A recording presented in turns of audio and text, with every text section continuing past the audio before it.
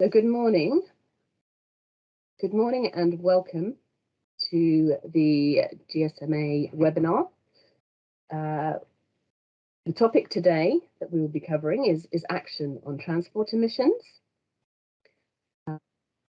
I'm Hilary Kemp, the Strategic Product Director in the AI for Impact team at GSMA, and I'm your compere and also panel moderator for the webinar today. We'll be focusing upon the role of data and emissions modelling in plans to decarbonise the transport sector.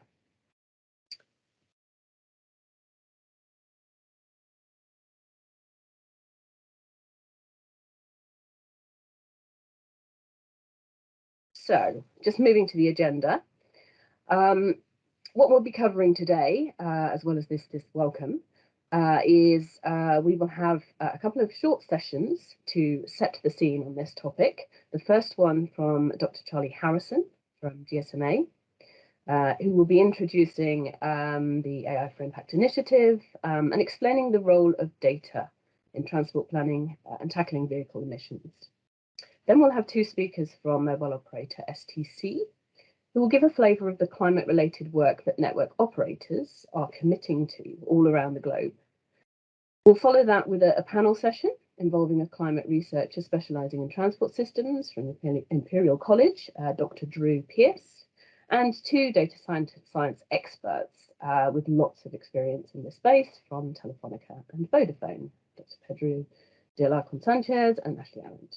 We will take questions at the end in the Q&A, but please use the webinar chat to submit questions throughout.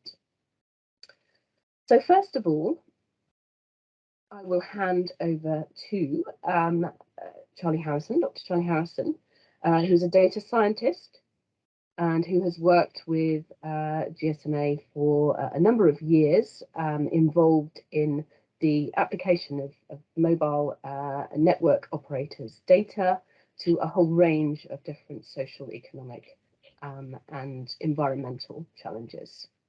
Charlie, can I hand to you your introductory context-setting presentation? Thanks very much, Hilary. Yes, I'm Dr. Charlie Harrison. I'm the technical lead on the Artificial Intelligence for Impact project. So if we go on to the next slide. Thank you.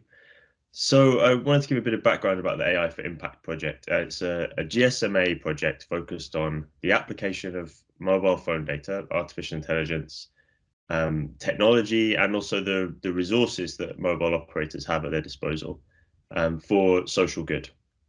So mobile technology is ubiquitous. It's even in developing countries, it has extremely high penetration. It appears all over the world. And as such, it has this unique power to reach, to connect, and to reveal patterns about the behaviors of whole populations. Over the last 5 years or so, feels like a long time, but it's flown by, I assure you. We've explored and we've championed how mobile phone data can be used to make the world a better place by helping us to achieve the United Nations Sustainable Development Goals, the SDGs. So on AI for I, we have a global task force comprising of 21 mobile operators who collectively have more than 2 billion connections in over 100 countries. And we also work with an advisory panel of international agencies that help us to understand the needs and the demands of the development sector. Some of the activities we've done, we've produced best practice guidance, we've provided thought leadership in space, and we've also been closely involved in focused implementation, so working in specific markets, helping to get projects off the ground. And we've worked in a range of different areas. So we've looked at disaster response, air quality, the climate-induced displacement of vulnerable populations, the spread of infectious diseases, which has been very pertinent over the last couple of years, finding missing persons, and also optimizing public transport systems. And for this particular project, we wanted to focus on climate change and look at how mobile phone data could be used to combat carbon emissions. So if we go on to the next slide, please. We decided quite quickly that the transport sector is a good place to focus these efforts. And there are two reasons for that. The first is the sectoral need. So passenger vehicles account for 11% of the total global carbon emissions. So that's a huge figure, big slice of the pie. And historically, the transport sector has been particularly resistant to reductions. It was one of the last sectors to see declines in Europe compared with, say, agriculture, residential emissions, industry. Most of these other sectors have been gradually declining since the 90s. Transport didn't peak until about 2007. And governments have committed to far-reaching changes through international agreements, through legislation, manifesto promises at the top level. But these changes, for the most part, haven't been planned in terms of how they're assigned to regions within countries and how they're assigned to sectors. And all sectors need to reduce in order to meet these targets. And the second reason that we selected transport is industry fit. So a mobile network needs to know the approximate location of all of its users at any given time in order to be able to route traffic to the right device. As I said earlier, mobile technology is ubiquitous. So this gives mobile companies unique insights into location and also into the mobility of people. And so these amazing insights into mobility, into how people move around, can be extracted from the data that networks generate just through their normal operation. And this can be done whilst protecting the privacy of the customers, as long as the data remains within the hands of the operators and they follow the best practices that we've researched and published over the last few years too. And so this mobility data is obviously directly relevant to passenger transport. And there are lots of proven examples of the value of location and mobility insights, both in social good and also in more commercial spaces. On the right-hand side of the slide, you can see some screenshots from apps that various operators and that we've also produced for various different use cases. Something that operators have been doing for a while and have very mature offerings. Right? Some operators have actually worked with national statistics offices and they've had their methods validated. So the application of mobile phone data to mobility is I'd say proven at this point. So if we go on to the next slide, thank you. What is it that we're actually proposing? So we're talking about transport emissions calculator functioning at the scale of an urban settlement that provides engineers and planners with a tool to understand emissions in more detail and construct sustainable transport-oriented solutions to urban design problems. So that's a bit of a mouthful. Let's break that down a bit. So a transport emissions calculator, that is, we're talking about a tool for quantifying, locating, and disaggregating the emissions that arise from passenger transport. At the scale of an urban settlement, so the spatial scale at which this kind of data and this sort of tool can be most effective is somewhere in the middle range. So street level accuracy is very difficult to derive from a mobile network in all but the most densely covered areas. And on the other hand, changes to the kinds of infrastructure supporting longer distance journeys, so over, say, a whole country or between regions of a country, those kinds of journeys are more difficult to affect. So the changes to those infrastructure are rare, they're expensive, and that generally the options are limited. So there are fewer levers to pull to actually make a difference. So we're talking about part of or a whole urban conurbation. So the next part of this statement, understanding emissions in more detail. Calculating emissions from the transport sector is a challenging task, right? So knowing which regions are highly interconnected, what modes of transport are used to travel between them, which journeys make the highest critically changeable contribution to carbon emissions is difficult. Even in data-rich countries like the Western Hemisphere, transport surveys that are conducted, they fall a long way short of providing the detail that's needed to really understand this kind of thing. I'll talk a bit more about that on the next slide. And then the final part of this statement, sustainable transport-oriented solutions. So the ability to effectively move around a city is a huge part of what makes it livable. The transport system of a city should support citizens and it should help them to go about their everyday lives. This is a critical part of urban planning. So understanding how people currently move around, what kind of trips they make, how long they take, how often, by what mode, etc., is essential to improving this. And this kind of understanding really needs data, it relies on data. Something striking that came out of our research was that there's actually very little data available in this space, and that this paucity of data means that huge infrastructure decisions are made sometimes on quite flimsy evidential bases. And these decisions are then baked into the structure of a city, sometimes for decades. So we think that the proliferation of tools like this one that I'm describing, backed by deep, solid data insights, could have a real impact on the quality of urban life as well as on carbon emissions for a long time to come. That's what we hope. So if we go on to the next slide. Right, how exactly can mobile data improve emissions calculators? So as I mentioned just now, calculating transport emissions is difficult. Transport mode, of course, makes a huge difference, from bicycles to buses to private cars. Vehicle type is also key. If you compare, say, a Nissan Leaf to a 30-year-old Land Rover, or even a new Land Rover. Conditions like wind, ambient temperature, the route, the gradient, driving patterns, so the speed and acceleration, these also make big differences. There are existing emissions calculators that model the emissions from vehicles, covering the functioning of specific types of engine over specific trip cycles in specific conditions in a huge amount of detail, really. However, they face inaccuracies due to a lack of data in two main areas. The first one is that data on the composition of the vehicle fleet is quite difficult to come by, and our mobile data can't directly help this. But the second one is data on vehicle movements, and that's a gap that mobile can fill. So traditional data collection around how people move around is done through extensive transport surveys, so asking lots of people, what journeys do you make, what mode do you take, etc. They can't give details on the precise movements that people make, what route, feasibly. They're also expensive and they're time consuming. And so the addition of mobile data to these kinds of calculators can produce new kinds of emissions calculators that have these four characteristics, right? So they can be more responsive compared to traditional methods.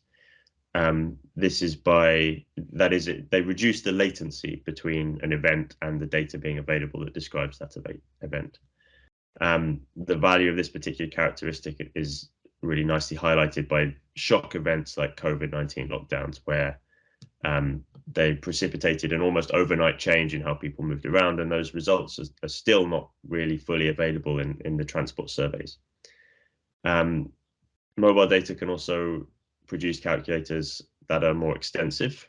That is, they cover larger geographical areas. Larger time periods. They can be more expansive, which is about the geographical areas, and also more representative, so they have a larger sample than is possible from any feasible survey. Although this sample needs to be treated with care to match the key characteristics of the underlying population. And if we go on to the next slide, please, Hilary. Thank you. So the aim of this project was to understand how mobile data could be applied to tackling the challenge of climate change. We worked really closely with a collection of operators and also with experts in industry and in the academy to understand the space, to understand what's possible and what's needed. But we've seen lots of projects in the past that didn't get past proof of concept. So this is a big challenge in the development space particularly. So a key aim of this project was to find a way to scope out a genuinely impactful product or service with real environmental impact that was also commercially sustainable, so that the operators could implement how they wanted in their own markets. So the intention is that operators are now empowered to take the ideas that we've scoped out and to launch products in their own markets that fit their own strengths, their own strategies, within the ecosystems that they operate, working with the right partners and the right government agencies that they understand better than we as the GSMA, a central agency, could ever hope to, of course. What we hope is that in this way, the impact from this project ultimately can be both broad and also long-lasting. I think that's about all I had to say, so I'm going to wrap up. Thank you for listening. Let me hand back to Hilary. Thank you very much, Charlie, for that comprehensive scene setting.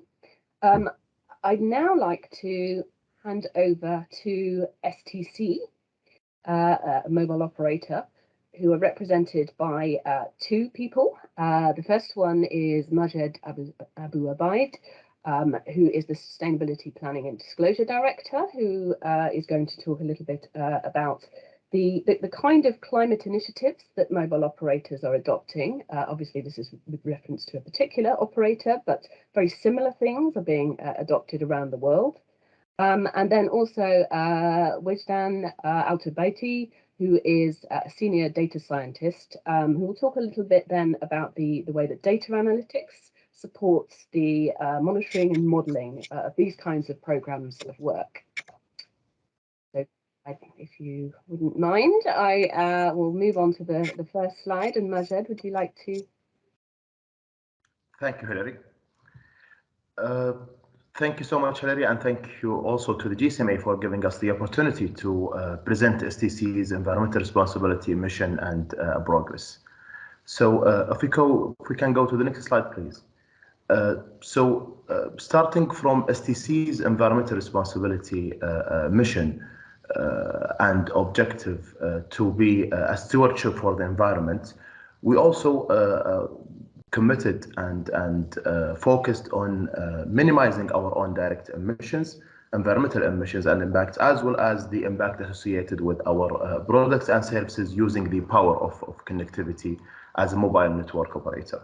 We also aim to support our customers in reducing their own environmental impacts and achieve net zero carbon emissions that we will show in our climate action journey in the next slide.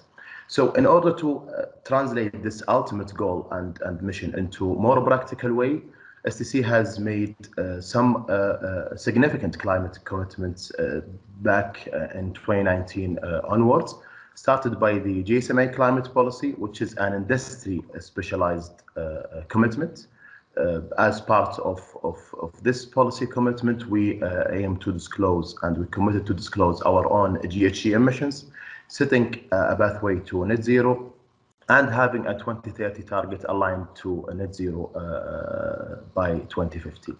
In addition to that, and back in 2019, we joined the global movement of leading companies by aligning our business with the Paris Agreement objectives to reach net zero emissions by no later than 2050, in line with the scenario of 1.5 degrees Celsius. In addition to that, we also committed to adopting the science-based targets as well. And to show this kind of commitments to the public domain with our external stakeholders, we utilize the sustainability report as well as the website for STC to showcase our commitment to the external stakeholders and to let them know about our progress on this aspect. If we can go to the next slide, please.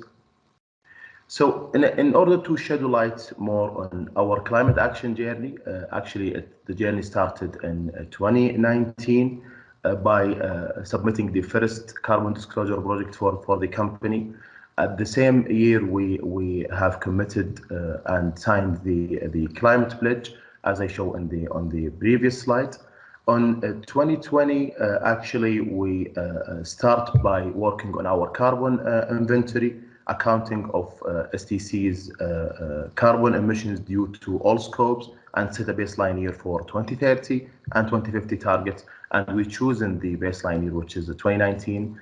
This also continuing on 2021 by finalizing or completed the scope 1 and scope 2 emissions for our GHG emissions. Scope 3 baseline is under progress actually, and will be complete by this year. In 2020, I want to shed light on the solar pilot project, which is an early action for STC to the science-based targets. Actually, it's extended scope of some of warehouses, parking buildings, and also sales outlets and data centers that we aim to have it at a solar project that aim to having an installation of 10 megawatt over all of the project. We will show in the next slide how it links with the Saudi Green Initiatives, which is an initiative launched and announced by last year. In 2022, we aim to finalize and publish our climate strategy, start working on the internal price on carbon trading, conducting a climate risk assessment, part of an ESG assessment overall, and exploring some decarbonization opportunities and low income technologies. If we can go to the next slide, please.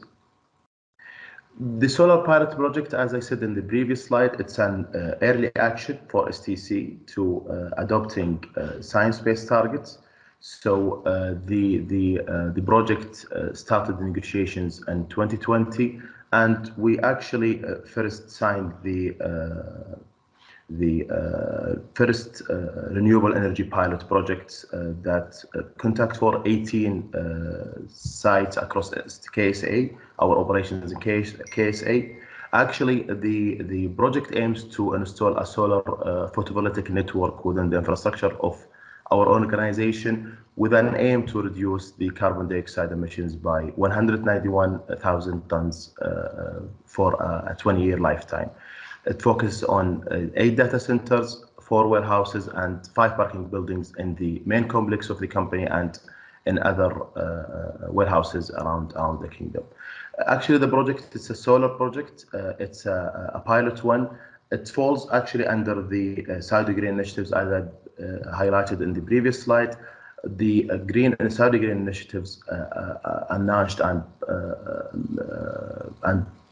launched last year with an aim to reduce the kingdom's carbon emissions by more than 130 million tons, with a 50% save on the electricity production by 2030, and having 4 million hectares rehabilitate of degraded land and planted more than 1 billion trees around the kingdom.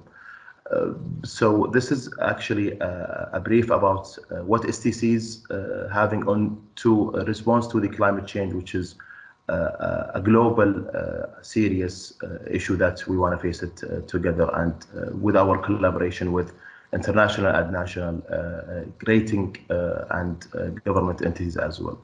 I will hand it over to my colleague Wujdan to continue on the data and itself for the transport sector. Thank you so much. Thanks, Majid. Hello, everyone. This is Wujdan speaking. Majid has covered some initiatives SCC is taking toward climate change, and I will be talking about the analytics aspect. I will start by emphasizing the power of data.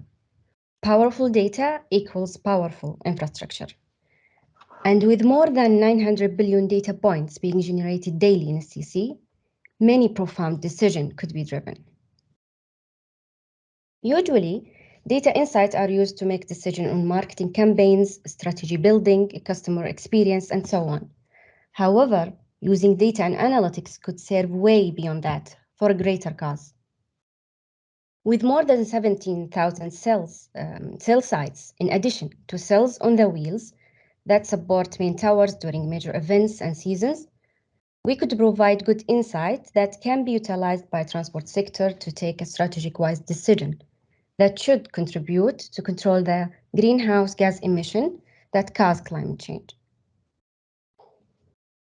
For example, MNO cell site could be utilized to identify neighborhood densities, point of interest, and mobility.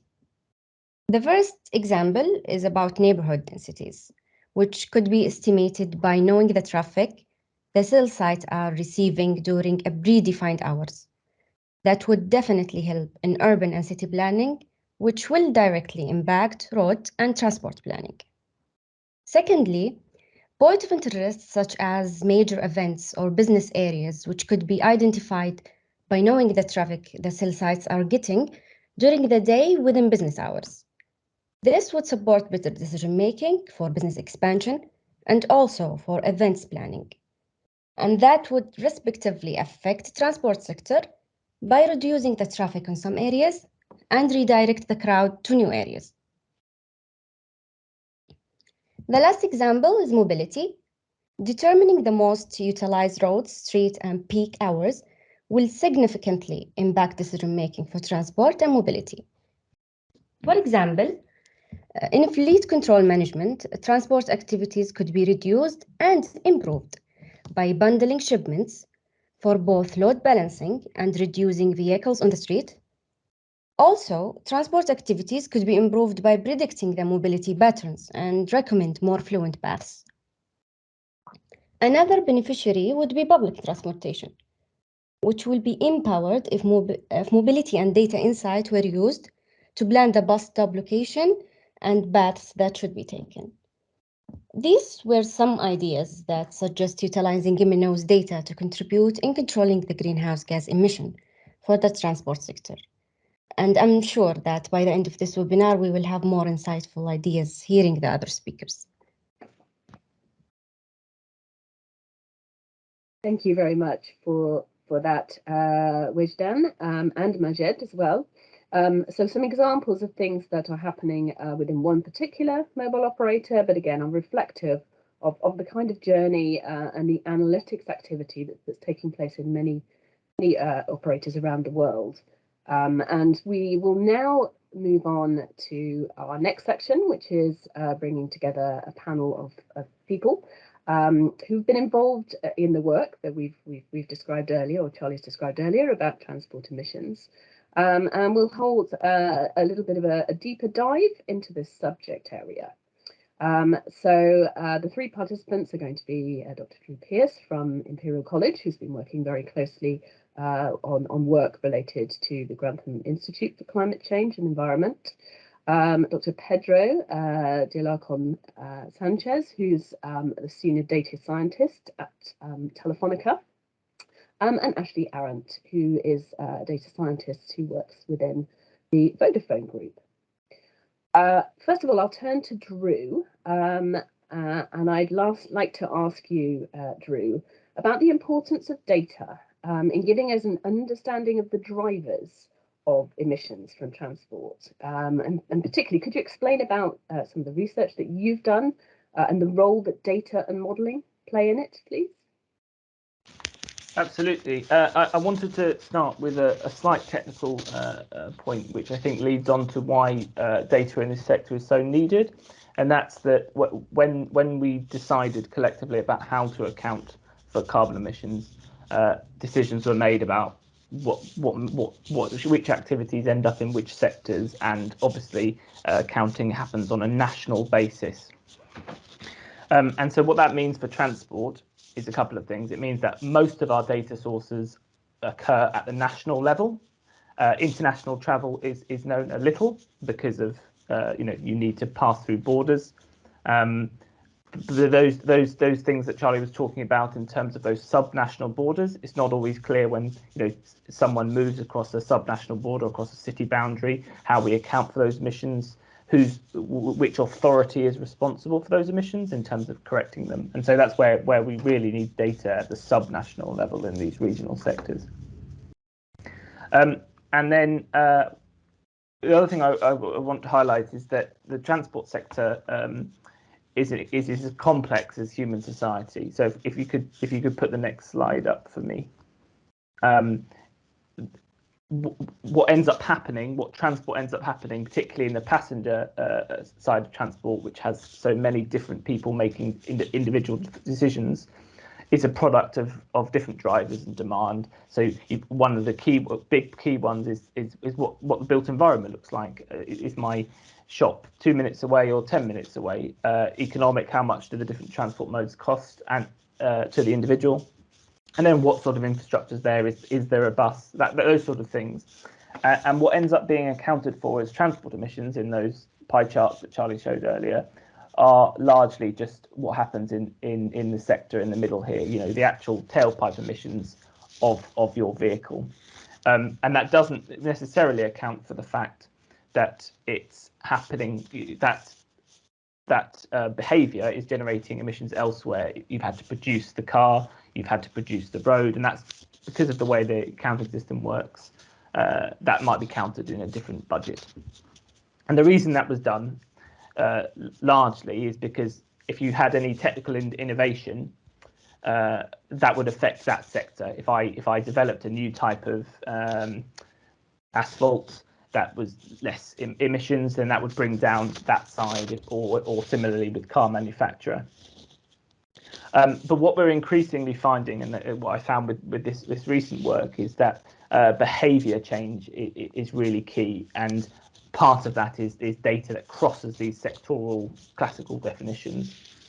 And so when we recently did a scoping work of all the research that was needed to meet these tight net zero timelines, and obviously Imperial is a very technical university, there's a lot of technical innovation, and so we sort of started there. And what became clear actually is that for whatever sector that you're talking about in potential innovation, it wasn't clear how it would impact or where it would best impact without the data and modelling that was often not there. So you can think, okay, well, we're going to get hydrogen fuel, or we're going to get electric cars, but that isn't sufficient without knowing where they best impact, where to put the chargers, where to put your bus networks, and particularly on that regional level, there's a real gap in terms of data.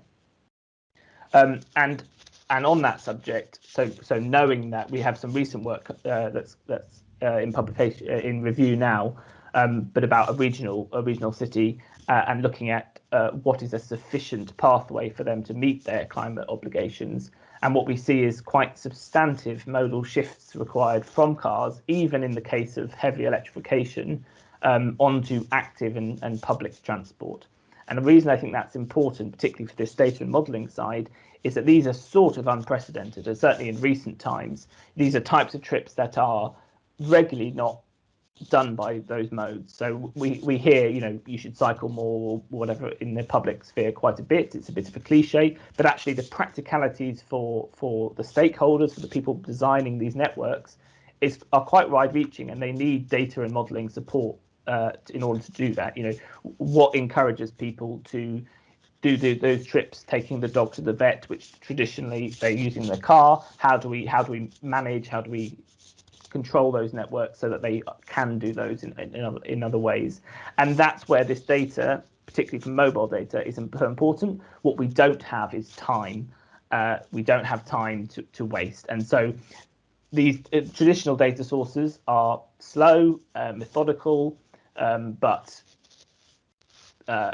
if you make a change, we need to quickly be able to say that's not working, try something else. The data now shows it is going in the right direction. We need to be that quick and reflexive. So I think for this bit of the data modeling, I'll leave it there. And then I was preempting your next question, which is about what is the data sets look like. What sort of data exists? What sort of data gaps are there? And so I just picked out a few of the big examples from the UK, which Charlie mentioned is of the more data-rich side. The government pays for fairly extensive and expensive surveys around things like the National Travel Survey, which is a representative sample of the whole country, and a travel diary. Here's where I go in a week. And that covers all sorts of modes. It's weak on international transport, or pretty much, because they're more rare, so you're less likely to find them in a week. So its coverage of aviation is a little problematic. And then you have things like raw traffic counts. You can see the number of cars. There's quite extensive traffic cameras, that kind of thing, and obviously ticket sales and things for public transport. But what they tend to miss is the active transport side. There are a few cycle counters dotted around, but not in sufficient quantity to really tell you where people are going. And what those section of data miss is, of course, the really important thing, which is the behavioural aspects. Why is someone doing that trip? Why are they going there rather than here? Why are they travelling 20 miles?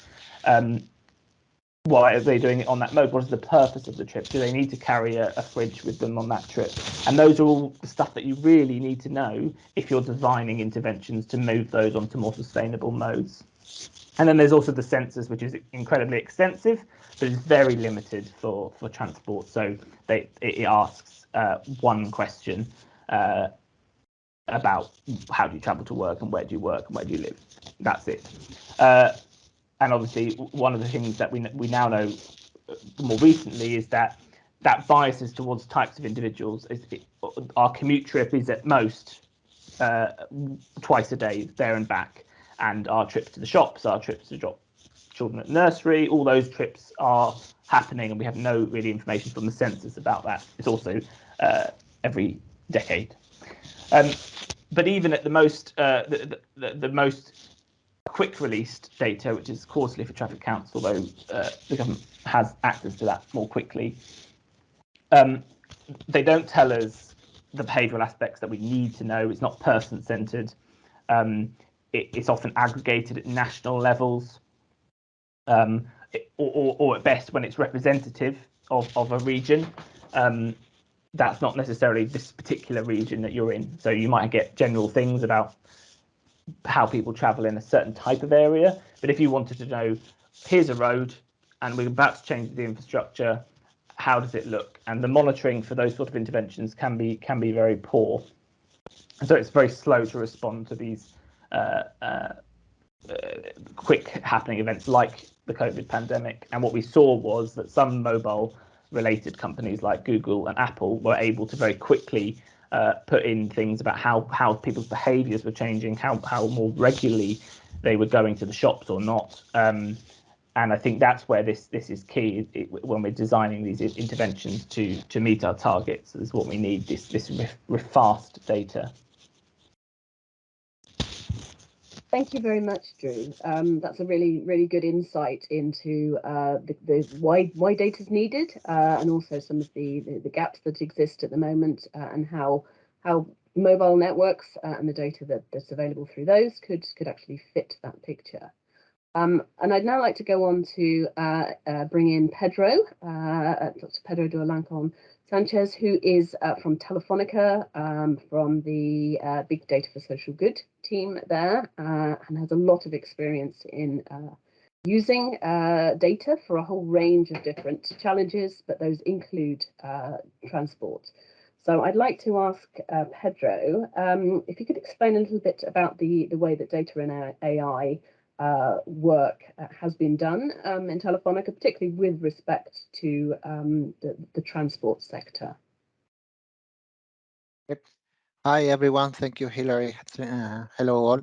So if you could go to the next slide, let me introduce a little bit how Telefonica, as well as other operators, came to the data products we have nowadays. So it was like 10 years ago when Telefonica started to investigate as an innovation project how we could use the log files in the antennas, in the communication stations, in order to generate new data products. At that time, there were three concerns. The first concern was, is this technically possible? This was the time where big data technologies were emerging, Hadoop, MapReduce, and so on. So as you may imagine, the information we process here is massive. So that is a concern that was quickly solved. So we got the first, okay, this is possible, we can do it. The second concern was, is there a market for that, and for this? Is something that we can use commercially and non-commercially as well? So we rapidly see that there were sectors like transport, tourism, infrastructure planning, and others that were using, as already was introduced by the other speakers, that there were clearly data gaps. So this was such a powerful source of information, because the sample is massive. So Charlie already mentioned that. The sample was very reliable, massive, and other good characteristics of the data source that we definitely prospect the market and see that there was certainly an interest on this kind of products. But last, not the least, at the end, as telco operators, our customers are people. So we were concerned about privacy. We wanted to build a product with considering privacy and ethics by design. So we can create something that we are absolutely sure that the security is not compromised, that we comply with the regulation on data privacy like GDPR in Europe. So this was a key aspect in order to design our Smart Steps platform. So the first thing, and it's important to highlight this, we are not accessing people's handsets. We are not accessing anyone devices nor personal data. We get anonymous data from the logs files in the network in order to provide aggregated insights. So if you go to the next slide, please. So these insights are not obtained only using mobile data. We have to combine this mobile aggregated data, with other data sources in order to understand all these questions. Who is moving, where, when, how? So, for example, where the purpose of the trips, the purpose of the dynamics around movement are important to be determined with public information we have on maps. So if we go to Google Maps, for example, we find there is a place where we have a thematic park, we have a leisure area, then we can infer that people moving to that area, not anyone in particular, but in general, all the information, the movement flows we have in the evening to this area very likely would be for leisure purpose. So, of course, there are some mathematics and some statistics behind that, but this is the way we answer these questions. And regarding transport, all these questions are very important because it's not only about calculating a figure, putting a number to the emissions, as already was introduced by the former speaker. It's important to understand all these questions related to mobility. For example, we can distinguish between residents from tourists. So in a city like London or Madrid, where we have a lot of mobility coming from foreigners, it's important to know whether these people are commuting daily. So any action by the local government is affecting to these people, or we are affecting people who visit the city occasionally. So this information is already on the datasets. Our feeling is that all the telcos and the telco industries scaling this solution, they are already providing this solution as a common case, but not many public administration are aware about the existence of these tools. So I think these efforts we are doing in this working group is important in order to create this awareness on the data, this capability we have and we can offer to the society. Thank you, Pedro, for describing that. You've also done work that looks at emissions, particularly in the transport space, those that are related to air pollution. Would you mind just saying a few words about that as well, please? Yeah, exactly. So we in the last 5 years we worked on 2 cases. If you go please to the next slide. The first case was totally amazing to me because when we investigated how in one of the biggest cities in the world, Sao Paulo, this is where we have one operation called Vivo. I linked you here a link in the chat. We found out that they were estimating transport emissions at a very local level, which is quite unique. As was mentioned already, if we go inside the borders, it's not very common to get emission maps with this granularity. And when we went down into the methodology, we found that most of the data they were using for this calculation were theoretical data. They're using static mobility matrices. Of course, the model was very configurable in the sense that you can change many parameters and that you can use different checks to include, for example, motorcycles or not motorcycles and things like that. But at the end, the data feeding this model was very static. It was survey based mainly.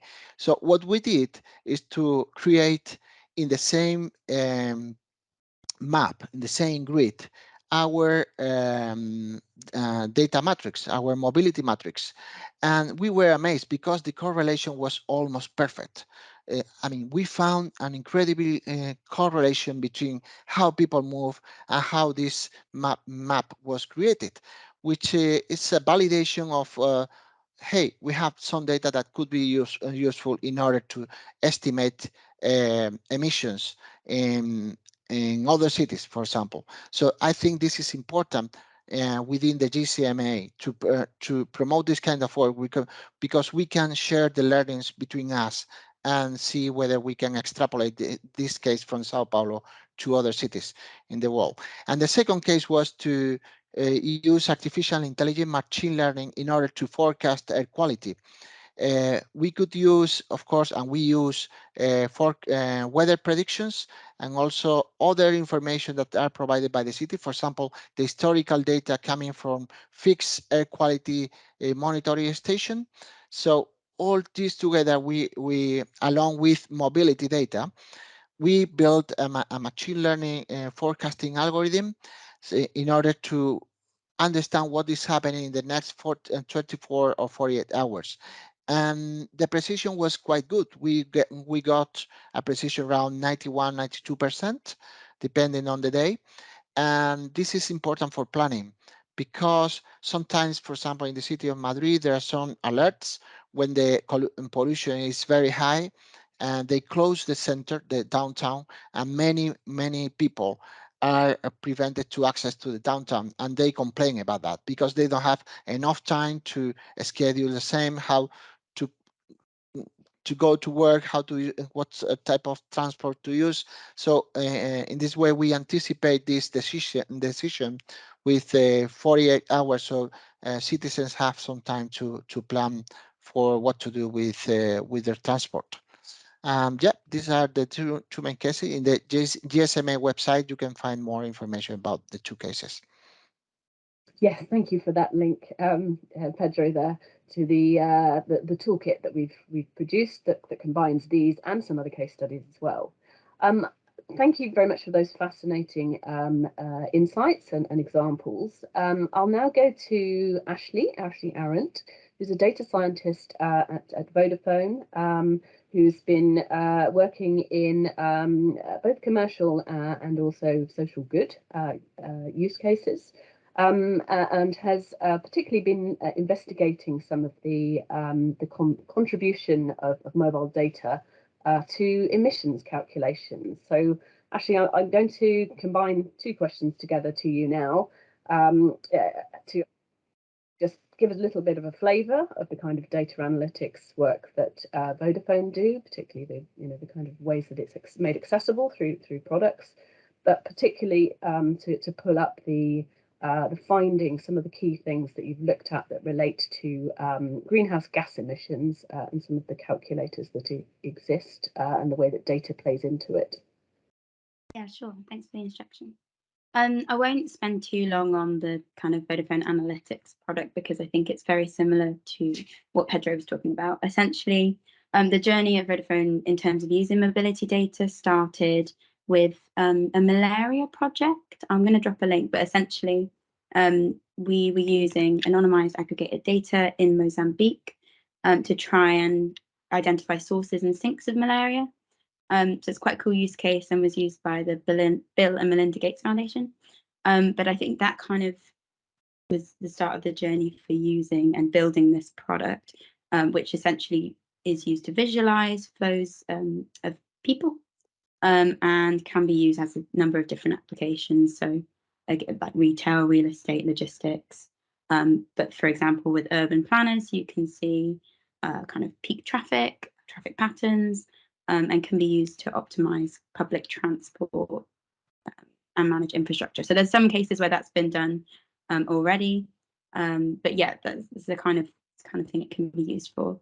I'll go on to the kind of emissions calculators if you don't mind changing the screen. Thanks. Yeah, so we wanted to do a bit of research into what emissions calculators exist to understand how mobile data might be able to kind of fit in. And they vary between countries, and they vary within countries as to kind of the complexity or type of calculator. But they can kind of be broadly categorized into these 4 different types, depending on the mechanism and the type of input data that they consume. And essentially, so it kind of is based on the fact that the amount of emissions a certain vehicle will emit will depend on things like the vehicle type, how it's moving, so if it's accelerating, decelerating, or just moving at a constant speed, ambient conditions and environment. And these are all modeled using a set of what we call emissions factors.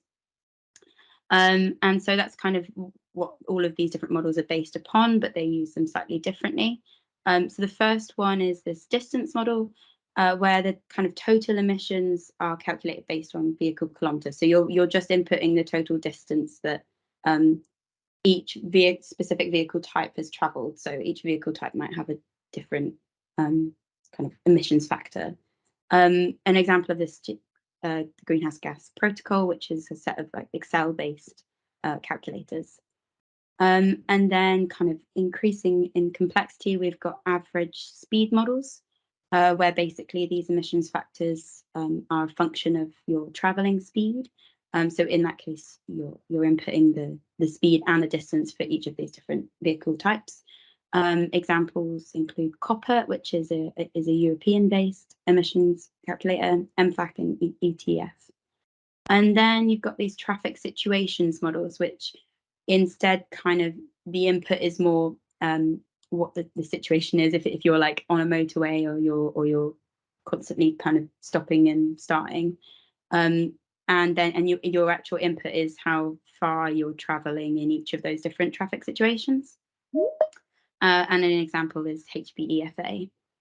And then the final kind of the most complex model that we looked at was a cycle variable model, where basically you can calculate the emissions at any instantaneous point. So you basically have the emissions factors as a function of the driving cycle variable. So it's just a higher resolution. Yeah, so kind of you're inputting this detailed time series of the speed, acceleration, and also things like road gradient, so that you can calculate the exact emissions at any point. This is kind of more of a local model, so you might want to look at over a specific journey, whereas the other one's kind of a more general. You might apply them to national areas, whereas maybe cycle variable models are for a specific road or traffic link. And examples include FEM and MOVES, which is the Environmental Protection Agency in the US. That's their kind of model. And so with all of these, there's a trade-off between the accuracy of the prediction and the level of data that you actually need to collect. So what we'd kind of use, and like kind of the added value of mobile data, it also varies. Obviously, we have with mobile data, we have timestamps, so we know, and location, so we know kind of how fast potentially people are going, and the distance. That's an obvious move, but the level of resolution can vary depending on the type of data, mobile data that you're collecting as well. So the limits, that's kind of a limiting factor within what model we might be able to input our data into. But there's also, like, you can add other data points, such as, for example, looking at points of interest. So if you're going along, if you've got specific ferry ports, for example, you might be able to infer that it's a heavier vehicle, which might be able to add to the type of vehicle that you're inputting into your model. And you can also maybe make use of GPS data as well as call detail records or probe data. So that's kind of an overview. I'm going to stop there, Hilary. And then... Thank you, Ashley. Really interesting to see that, and this is some of the work that's gone on over the last year, really trying to understand the kind of way that emissions are calculated, but also the data needs of those models. I will now very briefly bring back the chance to ask questions, and one that I would like to just ask to the three people that have just spoken before we hopefully have got time to pick up maybe one or two other questions is, what would you recommend as the next steps that will help mobile operators, city planners, transport system designers, and academics to develop this area of data-driven planning so that we can support transport decarbonisation better? And are there any obstacles to overcome? And Ash, I'll come back to you first of all as to what your kind of one sentence answer to that is. Sure. So for me, it's very important to understand what kind of challenges the planners are facing. So basically developing that close relationship between people who are actually going to be using the data, as well as bringing in experts from, I guess, like other partners, maybe climate experts, to fully design a solution that's, that considers all factors and not just the data part. That's my summary. Thank you. And Drew, from your perspective as one of those academics who's looking into this. So two very brief ones. I think one is some. This is difficult because of the nature of the data, but some sort of open data. So it's not always clear who needs it and why, and getting as much data openly available to different researchers and different authorities as possible, I think, is important. And I forgot the second one as I was saying the first one, so I'll leave it there. And Pedro, from your perspective. Yeah, I think we need to invest more. So we need to invest more as telco operators in order to create products and practical tools with sustainable business models for emissions, and also invest more in creating awareness in the public administration in order for them to understand that they have a tool that they can use, that is and they can use daily. So I think that will be the two things I would put more effort. Also, we have to talk more between the telco sector, in order to standardize and to provide similar insights from different platforms, so we can cross and scale and the successful use cases we are generating worldwide. Thank you. I see that we're very close to the end of time.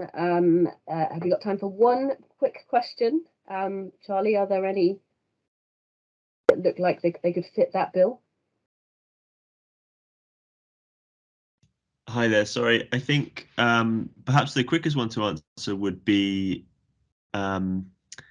the question on data sources from Remy Scholler. So what kind of other data sources, and maybe one for one of the operators briefly, do you combine with your mobile network data? So GPS, traffic counts we've mentioned.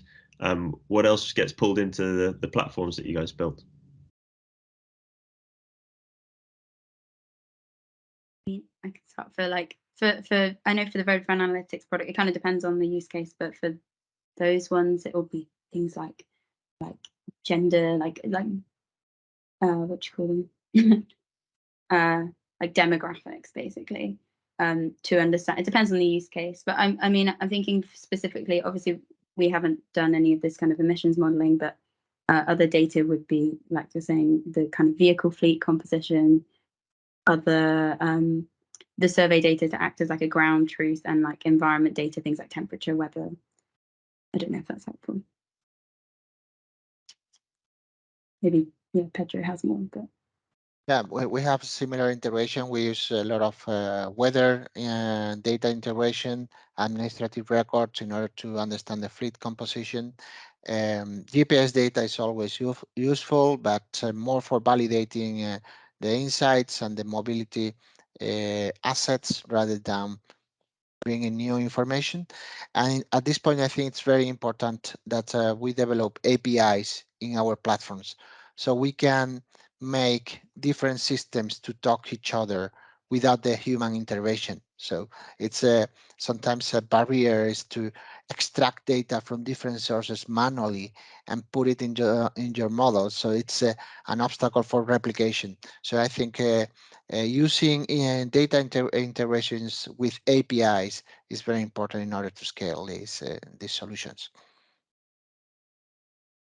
Thank you. So yes, sorry that we won't get to the other questions that have been posed here. If you are interested, though, in finding out more about this area of work, either directly related to transport and emissions, or more generally about the ways in which these data analytics and artificial intelligence products are being created and the ways that they can be applied, then do look at the digital toolkit that we have got on the GSMA website, and also some other resources that you will find there, or contact the team. So that leaves it just for me to say thank you very much to the participants in today's webinar, Charlie, Majed, Wejdan, Drew, Pedro and Ashley, and also to the other wider set of operators who've been involved in this work on transport emissions, Korea Telecom, Orange, Telstra and Vion. And I'd just like to say that there's lots of stuff that we've been doing over the last year. Please do have a look and also pick up on something that was mentioned today as well, which is around the privacy and ethics side. There's an AI ethics playbook as well, which is well worth having a look at, and thinking about how to put into context some of these ingredients when you're looking at a range of different social, environmental and economic challenges which could benefit from having mobile data and AI applied to them. Thank you.